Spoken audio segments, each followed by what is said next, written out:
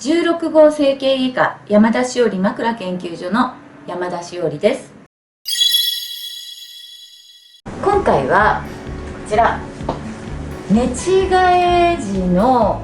枕指導は山田しおり枕研究所の枕が有用であるという見解が、整形外科の医学雑誌に掲載されましたので、こちらをご紹介したいと思います。こちら、臨床整形外科と書かれた、私たち整形外科医にとっては専門的な医学雑誌なんですけれども、ここにこのように東北中央病院院長であられる田中康久先生という整形外科医で、かつ首の神経の障害のエキスパート、第一人者の先生がこの論文を書かれました。先生はこの著書の中で、私ども山田しおり枕研究所の私が監修したドクターズピローという高さを調節できる枕を研究に用いていただいて実験を行い、その見解から、この枕が有効であるということを結果として導き、それをこの論文の中に引用してくださっているんです。ちょっと中身読んでみると、寝違いの原因というところなんですけれども、先生がお考えになるには、寝違いの中で最も高い頻度で起こるのは、この寝ている時の椎間孔といって神経の出てくる骨の出口、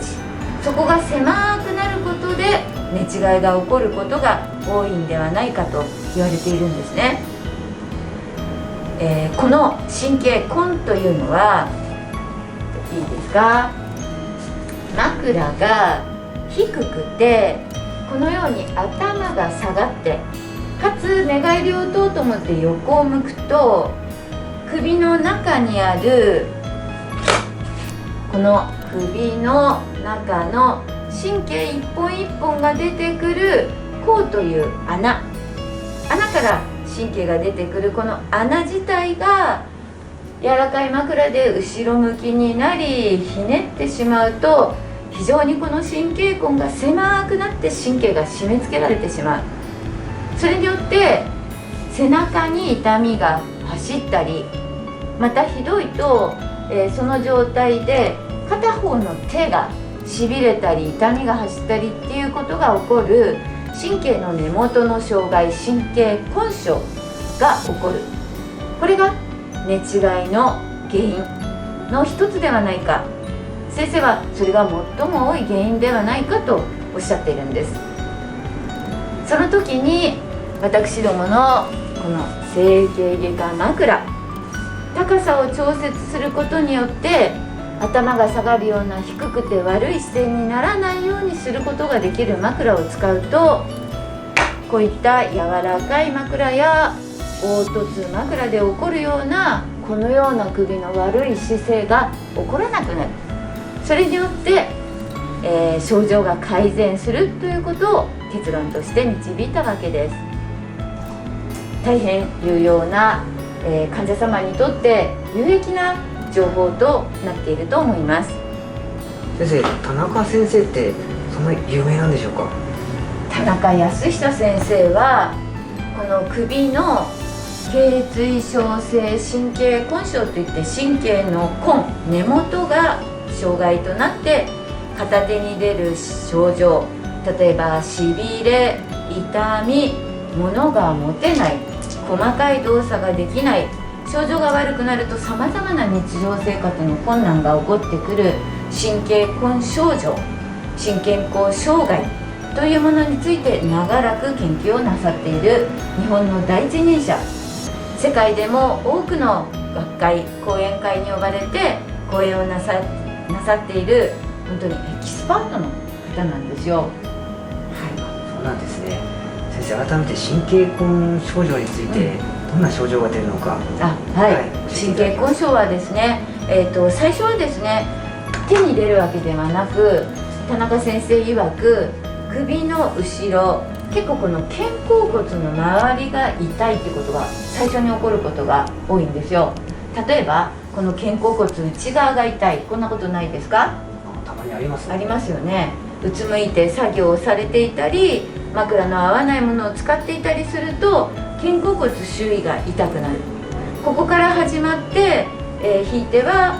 片側の腕、右だったり左だったりありますが、その領域に、しびれ、痛み、だるさ、こういったことが出ます。最終的には、その神経の根元の圧迫された場所にもよりますが、物が持てなかったり、細かい動作ができなくなったり、ボタンをはめようとしてもできない、小銭を数えようとしても落としてしまう、こんなことが起こってくるんですね。